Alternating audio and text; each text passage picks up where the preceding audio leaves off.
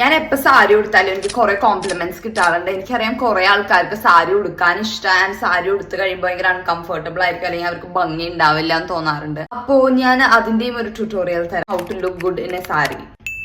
Step 1 select a sari obviously, and step 2 correct സൈസിൽ ഒരു blouse stitch ചെയ്യുക. എനിക്ക് പറയുമ്പോ അറിയാം ഇത് ഭയങ്കര ബേസിക് ആണ്, പക്ഷെ അവിടെയാണ് കുറെ ആൾക്കാർ റോങ് ആയിട്ട് പോവാറ്. കുറെ പിൻട്രസ്റ്റിൽ റെഫറൻസസ് നോക്കുക.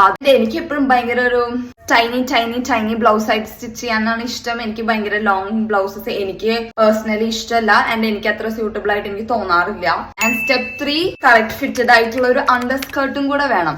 ഫിഷ് കട്ട് പോലെ വരുന്ന സ്കേർട്ടാണ് ഞാൻ യൂസ് ചെയ്യാറ്, അല്ലെങ്കിൽ കോട്ടന്റെ സ്കേർട്ട് ഒക്കെ യൂസ് ചെയ്യുവാണെങ്കിൽ നിങ്ങൾ അത്യാവശ്യം സൈസ് ഉള്ള ഒരാളാണെങ്കിൽ അത് അത്യാവശ്യം സ്ട്രക്ചറിൽ നിൽക്കും. പക്ഷെ എന്നെ പോലെ കുറച്ച് ലീൻ ആയിട്ടുള്ള ആൾക്കാരാണെങ്കിൽ അത്രയും ആ ഒരു സ്ട്രക്ചറിൽ വരാൻ ചാൻസ് ഇല്ല. അപ്പൊ അതുകൊണ്ട് ഞാൻ എപ്പോഴും യൂസ് ചെയ്യാറ് ഫിഷ് കട്ട് ആയിട്ട് വരുന്ന സ്നാച്ച്ഡ് പോലെ നിൽക്കുന്ന അണ്ടർ സ്കേർട്ട്സ്. ആൻഡ് സ്റ്റെപ്പ് 4 ഇതാണ് മോസ്റ്റ് ഇമ്പോർട്ടന്റ് പാർട്ട്. എന്താണെന്നറിയോ? ഡ്രേപ്പിംഗ്. ഡ്രേപ്പ് ചെയ്യാൻ പഠിക്കാൻ നോക്കുക. നിങ്ങൾക്ക് പറ്റിയില്ലെങ്കിൽ ഭയങ്കര ഒരു സ്പെഷ്യൽ ഡേ ആണെങ്കിൽ ഏതെങ്കിലും പാർലർ സെലോൺ എവിടെയെങ്കിലും പോയിട്ട് ഡ്രേപ്പ് ചെയ്യുന്നതായിരിക്കും ഏറ്റവും നല്ലത്. ഇപ്പൊ ഫെയർവെൽ വെഡിങ് അല്ലെങ്കിൽ സിസ്റ്ററിന്റെ വെഡിങ്. എനിക്ക് ആക്ച്വലി ജ്വല്ലറി ഭയങ്കര ഇമ്പോർട്ടന്റ്. ഒരു നെക്ക് പീസ് അല്ലെങ്കിൽ ഇയർ പീസ് ഭയങ്കര ഒരു സ്റ്റേറ്റ്മെന്റ് ആയിട്ടുള്ളത് ഇടുന്നത് ഭയങ്കര നല്ലതായിരിക്കും. ആ സാരി ലുക്ക് കുറച്ചും കൂടി ഒന്ന് എലിവേറ്റ് ചെയ്ത് നിങ്ങൾക്ക് തോന്നിക്കും. പിന്നെ of course makeup and hair നിങ്ങൾക്ക് നിങ്ങളുടെ ഇഷ്ടമുള്ള പോലെ ചെയ്യാം. എല്ലാ ബോഡിയിലും സാരി അടിപൊളിയായിട്ട് നിൽക്കും നിങ്ങൾ ഈ സ്റ്റെപ്സ് ഒക്കെ ഫോളോ ചെയ്യുവാണെങ്കിൽ.